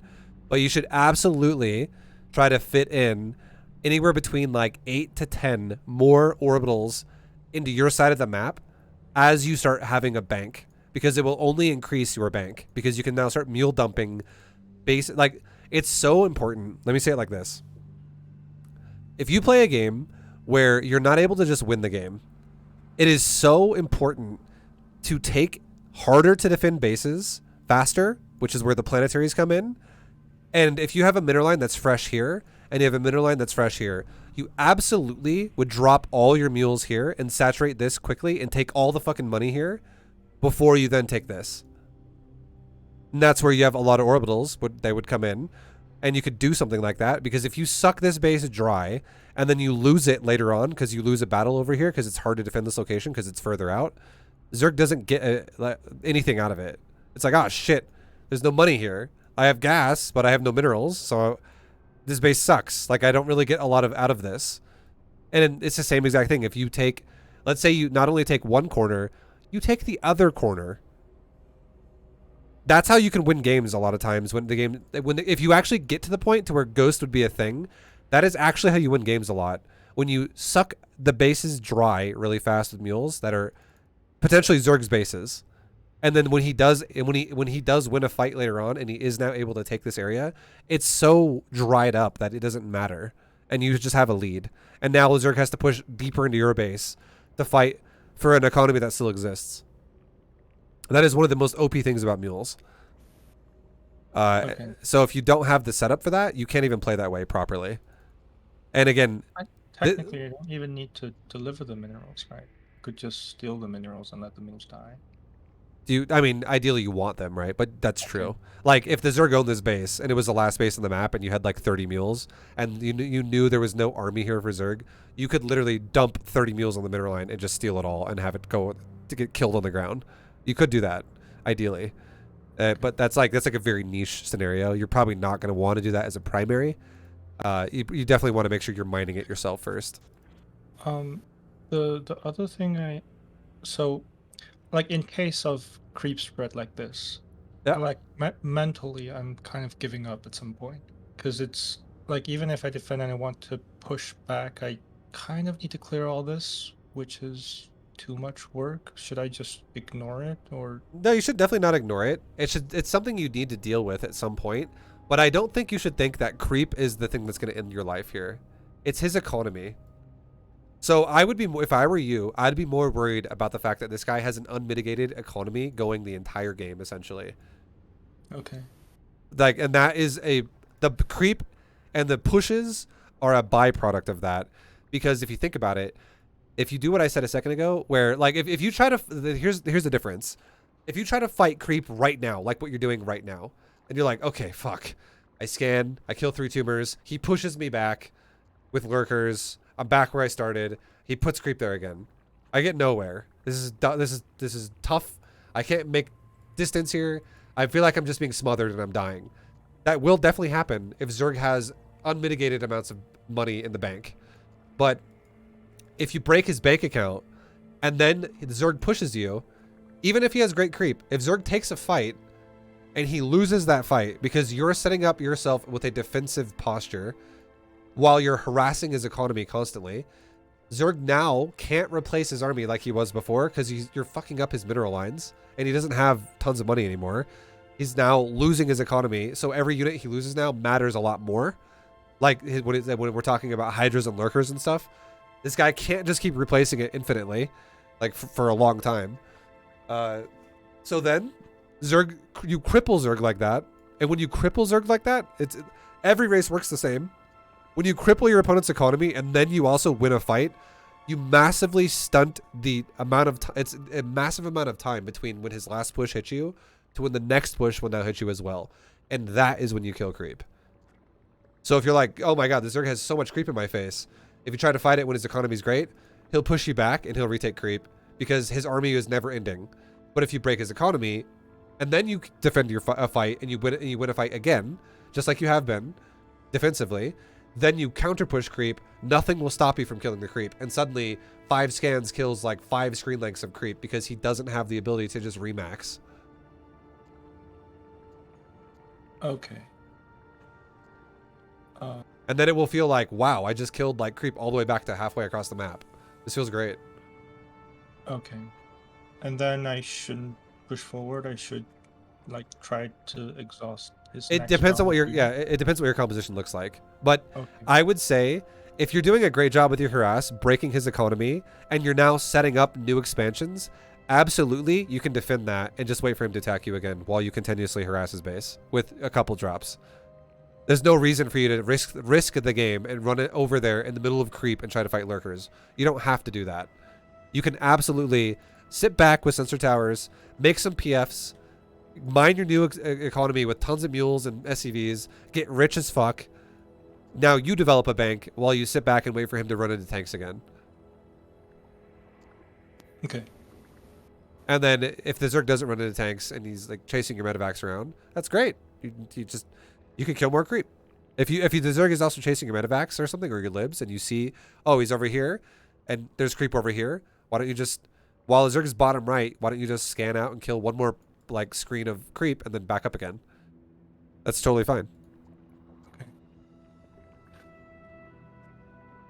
But yeah, go ahead. Sorry. No, I was saying agreeing with you. Yeah, it's you just need to like you're playing. I think you're falling into the mindset of what a lot of people do is you're playing too much into the composition mindset and you're not playing enough into the economical mindset still.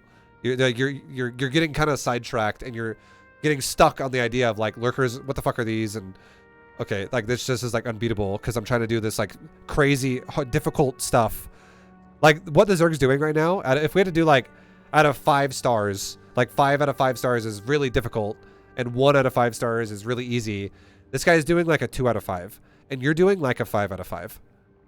So the game is going to feel way harder than it has to with what you're giving yourself as an option. Ghosts are insanely good though if you're really good. I'm telling you, like this is a very good unit if you're a pro or if you're like Masters 1 or GM or something. Like if you get really solid and good at controlling this unit and good at positioning, like for instance, the Liberator shit. If you just know that stuff and you're really good at setting up positionally advantageous fights for yourself, ghosts are going to feel really good. But if you're not really good at that and it gets sloppy, you're going to be like, wow, like this unit just doesn't feel good. I don't know why. So that like this unit's very particular. It needs shit to be set up properly or it feels bad. Okay. And yeah, it's something again, last thing, it's something you should do eventually. I just don't think you should do it now. I think you should work on like still developing yourself as a player and worry about this unit probably once you get to like Masters League, maybe more even closer to like Masters 1, like Masters 2, like we're talking Mass Ghost. I still think it's okay for you to make a couple when the time comes. Like I said, if the guy goes Viper, making like 3 ghosts for that to scan and snipe when he tries to abduct, that's great. That'd be beautiful. But Mass Ghost to like snipe engagements, the difference is a good Terran will have proper setup with support of everything around it, and a Terran who doesn't really know what they're doing will have Ghost isolated and they'll just get fucking farmed. And it'll feel super hard. Okay, well anyways, any other questions about stuff we just talked about? No, I don't think so. Yeah. Okay. Yeah, because I mean, the Zerg's economy is why you lost. This guy, I mean, his composition is kind of annoying with what you're giving yourself. It feels difficult, but his economy is never ending, and it makes you never feel like you can breathe. Every time you kill something, he just is back again. So, like, he has this creep spread right now, and because I think part of the reason I didn't make drops and stuff is because I feel like whatever I do, he sees it, and then he just easily deflects it. Sure. But I should still keep trying, I guess. Keep this in mind. There's 2 phases of the game. There's build-up phase, and there's max-out phase. When a lot of players max out, their entire army is forward. That's all their supply. It's like, imagine if you're playing chess, and the entire board of pieces on the chess are on the other side. And there's nothing back behind now. If you just dedicate like 20 supply or 30 supply of bio, like 2 or 3 medevacs worth of bio, to go around his maxed out push and go back there, a lot of players will react to that by either sending their entire army home, or they'll start falling apart. They'll take bad engagements, which you, like, again, remember how I said this is like a 2-star army and your ghost army is like a 5-star army? If you're fighting against this 2-star army with a fucking line of siege tanks and a planetary and a sensor tower and a couple missile turrets, that's a 1 out of 5. You could AFK and that does it for you. You know what I mean? Like, the tanks are going to just be there. They're like, I'm ready to shoot shit when it comes in here. You don't even have to be here, human person. Like, we're AI and we're just going to shoot shit. So, like, the Zerg player will make more mistakes. Absolutely. When you start punishing his economy, because now he's like, oh shit. Okay, well, I don't have a bunch of mutas back here. I don't have a bunch of hydras back here. I don't have a bunch of queens back here just roaming and defending. I'm forward assaulting my opponent with lurker pushes, and now it's becoming way harder to defend my base. And if you have like, let's say 3 medevacs of Marine Marauder medevac, and the guy has like 5 spines, you're gonna pound those spines with Marine Marauder medevac, because Marine Marauder medevac get affected by upgrades. Static D does not. So you're going to obliterate those spine crawlers at this point. Okay. And I should clear the spine crawlers, then do the drones. I shouldn't be trying to go around the spine crawlers. It depends where you can drop. Just drop wherever you can. And then, like, let's just say there was like 4 spores in a line there. And there was like 5 spines here. I would definitely not say just boost through the spores and then hope for the best and then drop back here and avoid the spines. I'd be like, just drop there. It's everything. Stim pack forward, kill the spines, and then kill the hatchery. That's fine. And that's why I need more orbitals, because I could scan more and know more. You could. Being so short on scans to not scan and YOLO it. By like 15 minutes, you should have like 8 command centers, and like 5 of those should be orbitals. Okay. Because you basically, you should already be going down the road of adding in command centers for extra orbitals by the time you're maxing the first time. Like, that should be a thing you should be investing into already. And it was hard for you to do that, like I said before, because your SCV count just sat at like 60 the entire game. Okay. Okay, so basically when I'm maxed, instead of making SCVs, I start making orbitals. Yep. Yeah. And you don't make them all at once. I'm not telling you to make like 20 command centers one by one nonstop. Just squeeze them in when you can. Be like, okay, I'm maxed out, and my bank account right now is 2,400 minerals, and my gas bank is 1,100. Make like 3 command centers.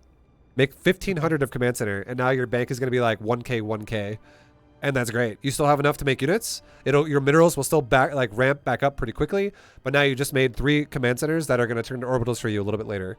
And then let's say you take a fight, you remax an army. Once again, same thing. You make 2 orbitals the next time with a little bit of extra bank. And eventually it adds up to a point where you have like 10 orbitals, and then you're fucking good. And you're like, oh my god, I have scans for days, and I can mule dump the shit out of new expansions. I can make like 12 mules at once and still have plenty of energy to scan. Okay. Just one last question. Sure. It's the early game. So you remember when you said when I pushed the 4th, he doesn't have units to defend, and I should try to do more damage to drones. Mm-hmm. But at that point, he already remade the units. Then, like, if I start to try to harass the drone line, that would, like, because I couldn't like do perfect micro and stuff, I might risk those units, and that would affect my 200 timing. Would that be okay? So this is why, if you remember, there's an exact moment. I kind of touched on this a little bit, but I'll give you let's talk about it for a second just to make sure it's not lost here. Do you remember when I said your Marines were standing down here when the hatchery was already dead? Yes. And I was like, they definitely shouldn't be here. They should be here behind the tank. Yes. When that moment happened, all you'd want to do, if you saw the guy have a bunch of drones and he evacuates and runs away, and you know that the Zerg player is like greedy, and you're like, okay, fuck, he's been down the greedy road, not the army road, because he didn't have a defense here as I got here. Leave your army back there to defend it. Remove the Hellions from the group, and if you leave your army here and you just scanned and killed the creep, the Zerg will lose vision of this area. He won't see everything you're doing because you just killed all the creep vision. The Hellions will rotate around while your bio is just standing there. You don't even stand in front of the tanks, you stand behind the tanks. And if the Zerg player tries to retake an expansion, your tank was like in range to shoot the hatchery, or like this tank maybe, I don't like, it's in range to be fucking in the area, essentially, to be like annoying. So if the Zerg sends shit over here, you're gonna shoot at it automatically. So Hellions, like, don't micro the Hellions at once, okay? You don't do everything all at once. You set up shit. So the Hellions would run up north and maybe run to like the Zanaga Tower, or like just get in this area where they're on the north side, where it's close to going now and engaging this, without having to run through Zerg's base to do that. So you're coming from the north going south, rather than going from the south going like northwest. So you're already like somewhat in the area to get ready to pounce on the 3rd. Now, once the Hellions are in the area ready to go, like it's somewhere here off of creep. You don't sit on creep either. You like sit just off the area where his creep would be, like somewhere up here. And then once you have that set up properly, you can go, if the Zerg still has not engaged yet, you can go back to the bio, and then you can poke forward and drag the Zerg back. You can absolutely do that. That's totally fine. Or if the Zerg is like further back over here again, you can go forward and scan another wave of creep and kill it. So you make him come to you. You basically like go, hey Zerg, I'm over here. Come fucking attack this area. You drag him to you, and then once Zerg starts getting ready to engage, like, and you see him coming towards you, run back to the back of your tank. So like just use your tank as a meat shield and kill off of it. And then as you say, hey bio, go back to that tank. Hellions, go down towards the edge of the mineral line, and then let the Hellions like drive down to the mineral line.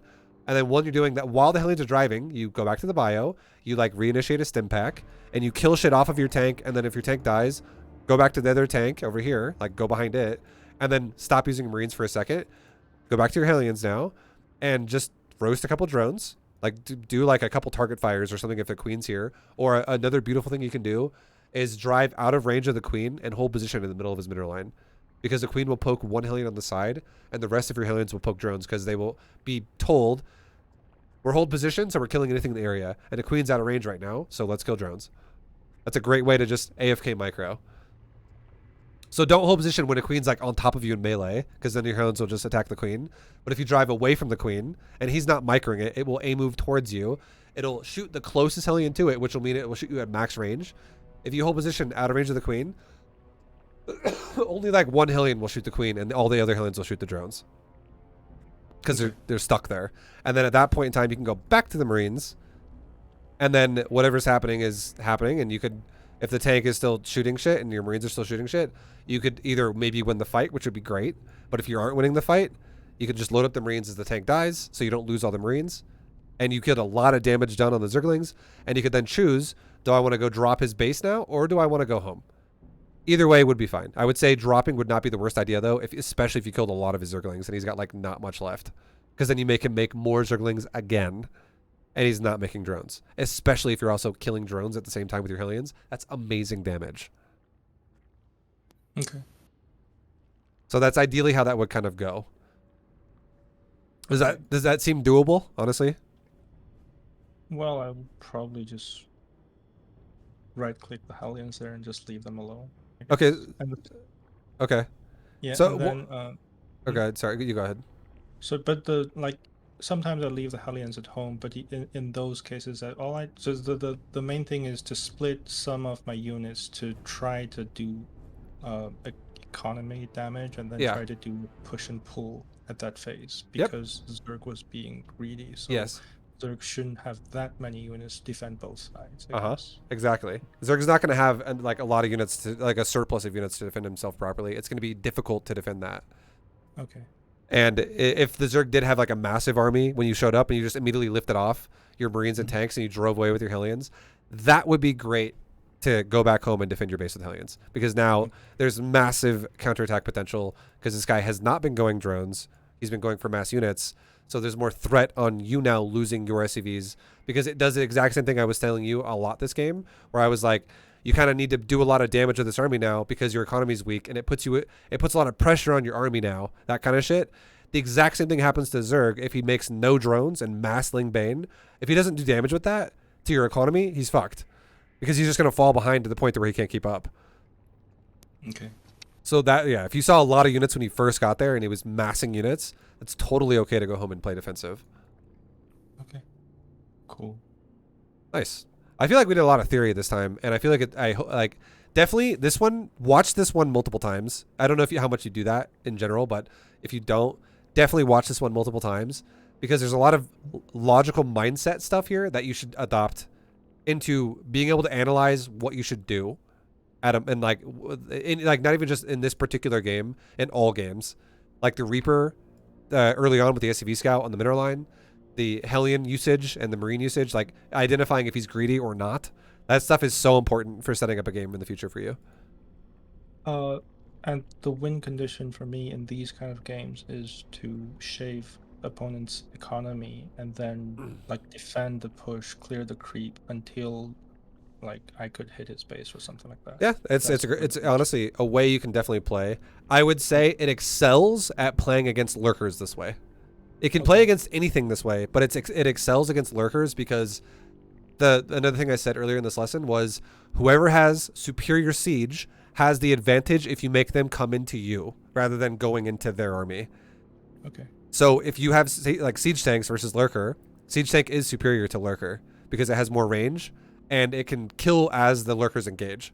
So it's like, and you can also poke them back.